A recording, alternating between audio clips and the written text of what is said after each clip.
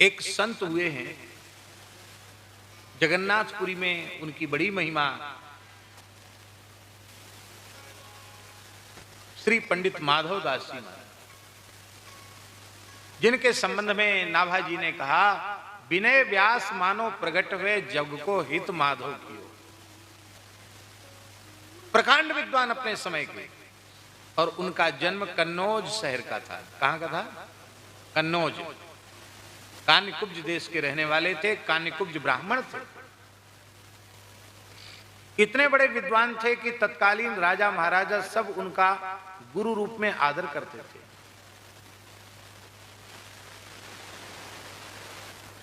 अपने पिता की एकमात्र संतान थे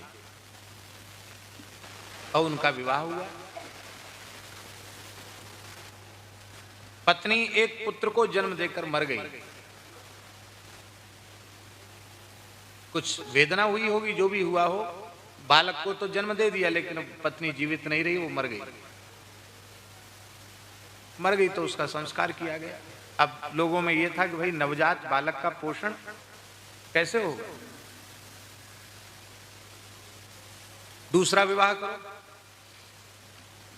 कम आयु में विवाह हो जाते थे। महापंडित श्री माधव दास जी का की आयु ज्यादा नहीं थी, 21 वर्ष की आयु। तो 21 वर्ष की आयु तो कोई बहुत ज्यादा होती नहीं, दूसरा ब्याह हो जाएगा। पर वे विद्वान थे, उन्होंने निश्चय कर लिया कि रे जग ऐसो ही व्यवहार है। 17-18 वर्ष की मेरी पत्नी चली गई। पिताजी और सब लोग कहते तेरे ही मेरे भी हो गई है, अब तो दूसरे ब्याह की तैयारी करो, क्योंकि बच्चे का पोषण कैसे होगा? बच्चे का पोषण घर गृहस्थी कौन संभालेगा? रोटी कौन बनाएगा? उन्होंने मना कर दिया। जब बहुत आग्रह किया गया तो माधव दास जी ने कहा, एक शर्त पर विवाह कर सकते हैं। कोई प्रामाणिक रूप से यह लिख करके दे कि हम विवाह करेंगे तो हम नहीं मरेंगे, अथवा जिस कन्या से विवाह करेंगे वो नहीं मरेगी, अथवा उसकी संतान नहीं मरेगी। अब ये लिख के कौन दे? अरे बोले पागल हो गए हो क्या? कब कौन शरीर नष्ट हो जाएगा इसको कोई नहीं जान सकता। काल आयु को नहीं देखता है। हुक्म भया कोई रहन न पावे, मलुकदास जी ने लिखा है। ऊपर से मालिक का हुक्म हुआ, फिर आप ये भी नहीं कर सकते कि एक सांस हमने ले ली, एक छोड़ लेने दो। ज्यों लेखे की श्वास गई आवत न बहोरी। जो श्वास लिया है वो ऐसे श्वास लिया, ऐसे करने की फुर्सत भी नहीं दी, ऐसे ऐसे में चले गए, खत्म।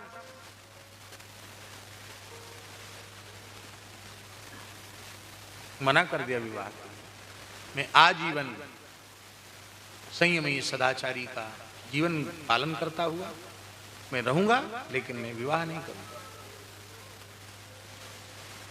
वैराग्य तो बहुत था उनमें, पर उनके मन में आया कि अरे ये छोटा बच्चा है, अब छोड़ के तो चले जाएं, लेकिन इतना छोटा बच्चा भी महीना 1.5 महीने का है, इसको छोड़ के कहाँ जाए?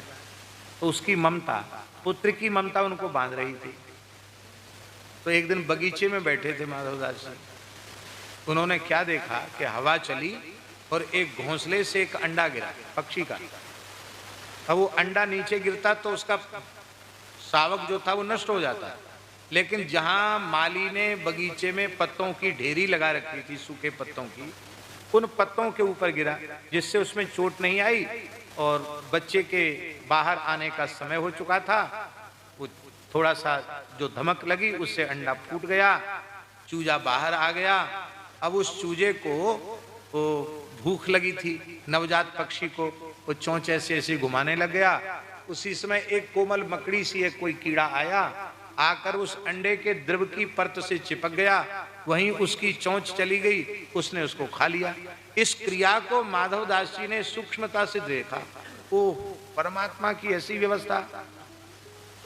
इसके मैया बाप उपस्थित नहीं है, पर अंडे को भगवान बचाना चाहते तो बचा लिया, भोजन की व्यवस्था भी कर दी। मैं कितना बड़ा मूर्ख हूं जो सबका ठेका अपने खोपड़ी पे लिए बैठा हूं, कि मैं चला जाऊंगा। अरे तुम ही मर जाओगे तो बच्चे का क्या होगा? जिनके माता पिता मर जाते हैं, बालक सर्वथा अनाथ हो जाते, वो क्या जीवित नहीं रहते? वो भी एक से एक भाग्यशाली हो जाते हैं। इसलिए सारी व्यवस्था ठाकुर जी की है। हम लोग सोचते जरूर हैं कि हमारे बिना क्या होगा। अभी मर के देख लो, कोई काम संसार का रुक जाए तो कहना, कोई काम रुकने वाला नहीं है, सब काम अपने ढंग से होंगे। हम सोचते हैं कि हमारे कारण ही सब हो रहा है। अभी मर के देख लो, कोई काम संसार का रुकने वाला नहीं। बस उस बगीचे से उठे, लौट कर फिर कहीं गए नहीं, सीधे जगन्नाथपुरी पैदल पैदल कन्नौज से जगन्नाथपुरी गए। अत्यंत तीव्र वैराग्य, और वहां जाकर जगन्नाथ जी का दर्शन नहीं किया। बाबा जगन्नाथ जी का दर्शन नहीं किया। दीनता कैसी! 6 अंगों के सहित वेदों के प्रकांड विद्वान, उनकी दीनता ऐसी कि मैंने ब्राह्मण कुल में जन्म लेकर अपने जीवन के 21 वर्ष संसार के भोग में नष्ट कर दिए। मेरा मुंह विषय की कालिख से काला हो रहा है। मैं मुंह दिखाने लायक भगवान जगन्नाथ को नहीं हूं। मैं पामर विषयी जीव जगन्नाथ जी के सामने कैसे जाऊं? समुद्र के किनारे एक टूटी फूटी झोपड़ी जैसी थी, जिसमें एक आदमी मुश्किल से बैठ सकता था। ऐसी परित्यक्त पड़ी थी, तो पीठ कर ली झोपड़ी के द्वार की तरफ और उल्टी दिशा में मुंह करके बैठ गए। वही नाम जप करने लगे। 3 दिन 3 रात्रि तक ऐसे ही बैठे रहे, बिना खाए पिए। श्री जगन्नाथ भगवान ने अपनी भगवती महालक्ष्मी को भेजा, अपना स्वर्ण का थाल लेकर के भेजा कि जाओ बाबा माधव दास जी को भोजन करा के आओ। अब शयन भोग जगन्नाथ जी का, रत्न वेदी का स्वर्ण थाल वहां पहुंच गया। सवेरे मंदिर खुला, थाल गायब। पंडित पुजारियों पर ही सबसे पहले आती है ना कि भाई मंदिर में पुजारी तो तुम ही हो, थाल कहां चला गया? उसी समय भगवान ने पुरी नरेश को स्वप्न दिया, मेरे प्राण प्यारे भक्त बाबा माधव दास जी भजन कर रहे हैं, मैंने लक्ष्मी जी के द्वारा उनको थाल भेजा है, मेरा थाल वहां रखा है, किसी पंडित पुजारी को सताना नहीं, उसको ले आओ। राजा ने तुरंत थाल ला करके राजगुरु पद पर वे प्रतिष्ठित हुए। लेकिन जीवन ऐसे ही फक्कड़ों के जैसा माधवदास जी, बड़ा विलक्षण जीवन चरित्र है।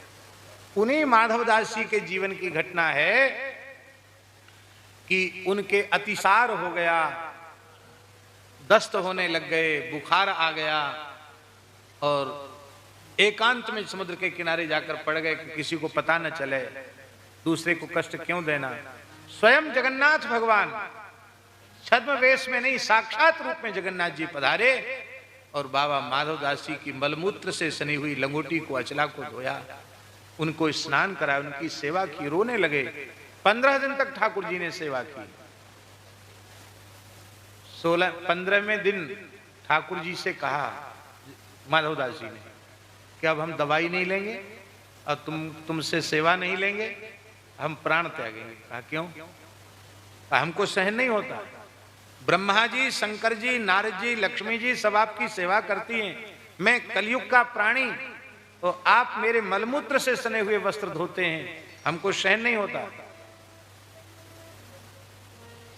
भगवान ने कहा माधवदास जी, जो शरीर संसार से तृण के समान संबंध त्याग कर मेरे हो गए हैं, क्या उनके शरीर पर कष्ट आवे तो क्या मैं सेवा भी नहीं कर सकता? फिर मुझे दया सागर, कृपा सागर कौन कहेगा? तुम मलमूत्र में सने रहो और मैं जगन्नाथ बनकर बैठा रहूं, तो भगवान इसको नष्ट नहीं कर सकते? बोले नष्ट भी नहीं कर सकते, क्योंकि नाभुक्तम क्षीयते कर्म कल्प कोटि शतैरपि, बिना भोगे कर्म का नाश नहीं होगा। शरीर का प्रारब्ध है, ये तो भोगना पड़ेगा। लेकिन अब तुमको पीड़ा हो रही है तो कोई बात नहीं, 15 दिन का भोग और शेष है। जगन्नाथ जी ने कहा 15 दिन का भोग शेष है और अब तुम्हारा प्रारब्ध हम अपने सिर पे लेते हैं। जगन्नाथ जी गए, बीमार पड़ गए जगन्नाथ जी, और आज भी जगन्नाथ जी 15 दिन तक दर्शन नहीं देते। वो क्यों नहीं देते हैं 15 दिन तक दर्शन? एक बार माधवदास जी की बीमारी जगन्नाथ जी ने अपने ऊपर ली थी, उसी को प्रमाणित करने के लिए आज भी जगन्नाथ जी 15 दिन बीमार होते हैं। उनको औषधि दी जाती है। ऐसा करुणामय कौन होगा जो भक्त के भोग को भी अपने सिर पर ले ले। आहा, आहा। और बोलिए, भगवान इतने करुणामय हैं। और बोलिए, हम लोगों के निकट सहयोगी संबंधी, कोई पुत्र है, कोई पुत्री है, कोई जामाता है, कोई भाई है, ऐसे जाने कितने संबंधी नाते रिश्ते के लोग हमारे सामने असमय में विदा हो जाते हैं। क्या हमारे मन में कभी संसार से वैराग्य होता है? हम और अधिक राग पूर्वक संसार के व्यवहार में लग जाते हैं, हमारे मन में वैराग्य नहीं होता।